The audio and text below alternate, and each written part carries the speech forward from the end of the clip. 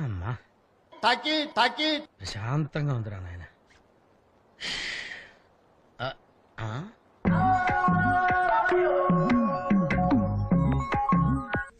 Okay, mood ఖరాబ్ అవుతుంది. దాని రిఫ్లెక్షన్ మొత్తం నా మొహంలో రిఫ్లెక్ట్ అవుతుంది. అందులో తాకి తాకి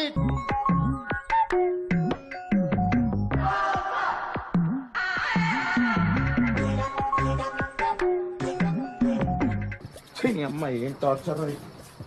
తాకి తాకి